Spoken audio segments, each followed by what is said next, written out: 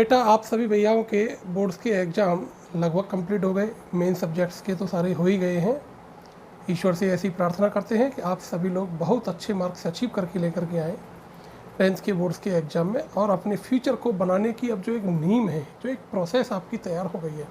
अब तक तो आपकी सारी स्कूलिंग थी, अब अपना फ्यूचर चुनने की बारी आ गई है, अपना कैरियर चुनने की बारी आ गई है। हालांकि अभी सबसे पहले तो आपको 11th में स्ट्रीम चुननी है कि हम स्ट्रीम क्या चुनें। देखिए ये आपकी लाइफ का एक टर्निंग पॉइंट है, क्योंकि आपने यहाँ स्ट्रीम ठीक तरीके से चूज कर ली तो आपको आफ्टर 12th आफ्टर ग्रेजुएशन अपना कैरियर चूज करने में प्रॉब्लम नहीं आएगी। ठीक है, अब बात ये आती है कि सर स्ट्रीम कैसे चयन करें। भाई सबसे बड़ी बात है कि स्ट्रीम को हम साइंस लें, ह्यूमनिटी लें या फिर कॉमर्स साइड लें, कौन सी स्ट्रीम लें। देखिए 2-3 चीज़ें हैं कि भाई हमें क्या स्ट्रीम चूज करना।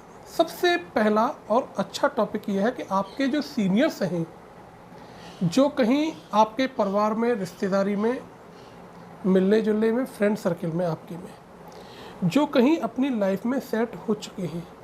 लाइफ में सेट होने का मतलब ये नहीं है कि बहुत अच्छी जॉब मिल गई ना, वो अपने जीवन में बहुत अच्छा कर पा रहे हैं, चाहे फिर वो बिजनेस कर रहे हैं, वो जिस भी फील्ड में हैं वहाँ बहुत अच्छा कर पा रहे हैं। ऐसे लोगों को चूज करना। पता चला कि हमने एक बहुत अच्छे बैंक मैनेजर से बात कर ली, लेकिन वो अपना सर खुजाए रह रहा है, डिप्रेशन में रह रहा है। नो, वो वहाँ अपनी जॉब के साथ न्याय नहीं कर रहा है, जज नहीं कर रहा है। ये ध्यान रखिए। क्यों नहीं कर रहा? क्योंकि वो स्टूडेंट तो बहुत ब्रिलियंट था, तो उसको उसके परिवार ने जब देखा कि भाई नहीं साहब बैंक में जाना है तेरे को, परिवार के प्रेशर में आकर के उसने चूज कर लिया और उस हिसाब से अपना चला।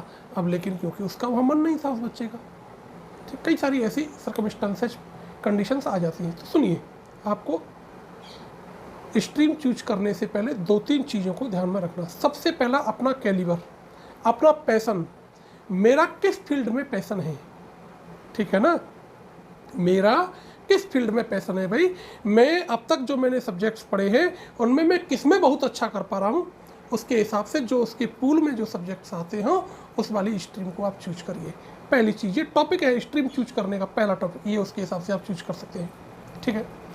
दूसरी स्थिति क्या है कि ये नहीं सोचना कि मेरे उस मित्र ने तो यार मैथमेटिक्स ले लिया है, PCM लिया है, यार मैं भी साइंस स्ट्रीम लूँगा और मुझे तो यार PCM लेना है यार, मुझे तो यार मेडिकल लाइन में जाना है, यार मेरी बुआ का लड़का MBBS हो गया, यार मेरा जो मित्र है ना उसने बायो ली है तो मैं भी जो है बायो ले लेता हूँ।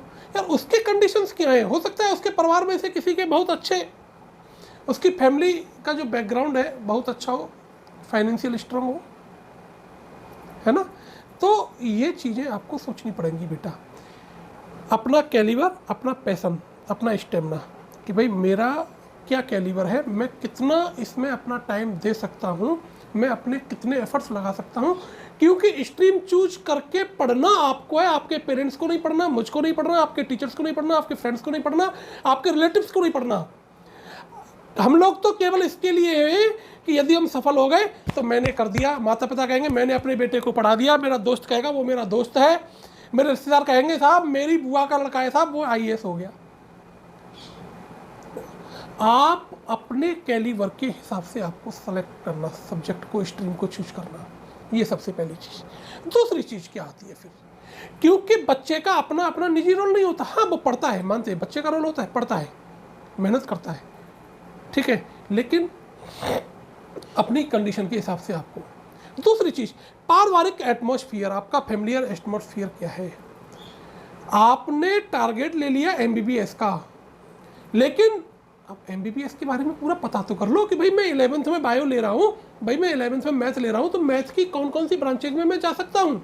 उसके बाद फिर जब आप अपने कैरियर चूज की बात करेंगे तब उस समय मिलेंगे आपके पास में 12th क्लास की एक वीडियो आपके लिए कैरियर सिलेक्शन के लिए बनाएंगे, अपनी लाइफ के गोल सेट को। लेकिन ये गोल सेट करने का फर्स्ट स्टेप है आपका, ये आपकी लाइफ का गोल सेट करने का फर्स्ट स्टेप है, stream selection in class 11th।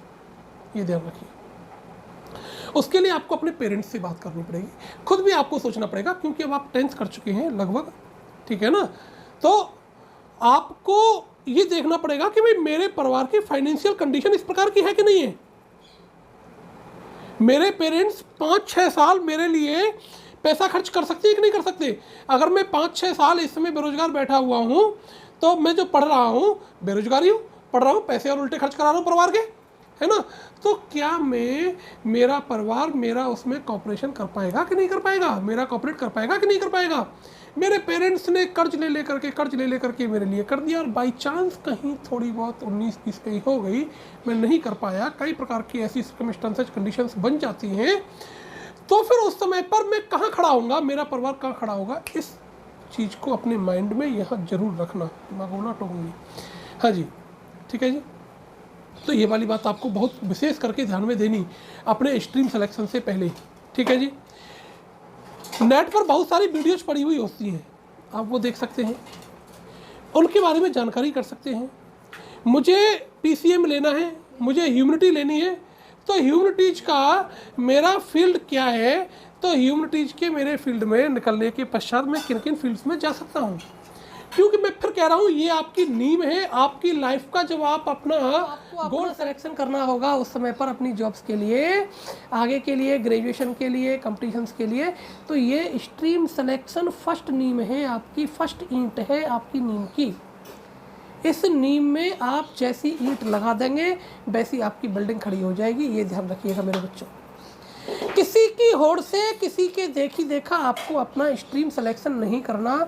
आपका इंटरेस्ट किस फील्ड में है उस फील्ड की पहले पूरी जानकारी कर लेना। आजकल तो दुनिया टूल्स एंड टेक्नोलॉजी की सब कुछ नेट पर पड़ा हुआ है कि मैंने यदि कंप्यूटर लाइन में मुझको जाना है तो मुझे क्या क्या हर्डल्स आएंगे। उस हर्डल्स में फाइनेंशियल कंडीशन भी हो सकती है, मेरी फैमिली और बहुत सारी प्रॉब्लम्स हो सकती हैं, मेरा अपना खुद का भी कैलिबर हो सकता है कि भाई मैं इतना टाइम दे पाऊंगा कि नहीं दे पाऊंगा। मैंने ये स्ट्रीम तो ले ली, मैंने PCM तो ले लिया, मैंने ह्यूमैनिटीज तो ले ली, लेकिन ह्यूमैनिटीज का मैंने क्या किया था, मेरे माइंड में तो सब सिविल सर्विस का चल रहा था। क्या आप कभी किसी सिविल सर्वेंट से मिले, उनसे पूछा कि सर आपने कितने आवर्स आपने दिया, क्या पेडागोजी आपने फॉलो की? तो अभी तो आप बच गए। 11th-12th में भाई कम पढ़ना पड़ेगा, भाई ह्यूमैनिटीज सब्जेक्ट है यार, पढ़ लेंगे लर्न करने वाले। लेकिन उसके बाद आपको अपनी लाइफ का जो गोल सेट करना था, क्या आपने उस हिसाब से ह्यूमैनिटी के सब्जेक्ट को पढ़ा? ना तो ह्यूमैनिटी स्ट्रीम कमज़ोर है, साइंस की अपनी जगह इम्पोर्टेंस, कॉमर्स की अपनी जगह इम्पोर्टेंस, इसी प्रकार से ह्यूमैनिटी का भी अपनी जगह पर इम्पोर्टेंस है। स्ट्रीम कोई भी कमज़ोर नहीं है, पहले अपने माइंड में ये सेटअप कर लीजिए। कोई भी स्ट्रीम कमज़ोर नहीं है। ह्यूमैनिटीज का भी उतना ही वैल्यू है जितना साइंस का है, उतना ही कॉमर्स का है। किसी भी स्ट्रीम का कम वैल्यू नहीं है। बस वैल्यू कहाँ कम होती है, हमें जानकारी नहीं होती। हम होड़ी होड़ा एक दूसरे की देखी देखा स्ट्रीम सेलेक्ट कर लेते हैं। तो मेरा आपसे यही निवेदन है मेरे बच्चों, क्योंकि आजकल आपसे स्ट्रीम सिलेक्शन की माइंड में बॉदरेशन चल रहा है, पेरेंट्स के माइंड में बॉदरेशन चल रहा है। तो ये 2-3 चीज़ें, अपनी फाइनेंशियल कंडीशन, अपना कैलिबर, अपना स्टेमिना, मेरा एटमॉस्फेयर क्या, किसी की ओर से काम नहीं करना, किसी की ओर से काम नहीं करना, ये ध्यान रखिएगा। ठीक है, मैं आशा करता हूँ कि आपको हमारी वीडियो पसंद आएगी, आपका बहुत कुछ वजन इससे कम हुआ होगा और आगे अपनी गोल सेट के लिए मैं इस प्रकार की आपको वीडियो देता रहूँगा। धन्यवाद। हमारे चैनल को आप सब्सक्राइब कर लीजिए, आपके पास ऐसी बहुत सारी वीडियो जाती रहें। Good bye. Take it easy. क्या बोल रहे स्टूडेंट्स लोग, एग्जाम आ रहे हैं, पढ़ेंगे, जो नहीं पढ़ता उसको भी पढ़ाएंगे। Let's do it. एग्जाम के टाइम पे थोड़ा गुनगुना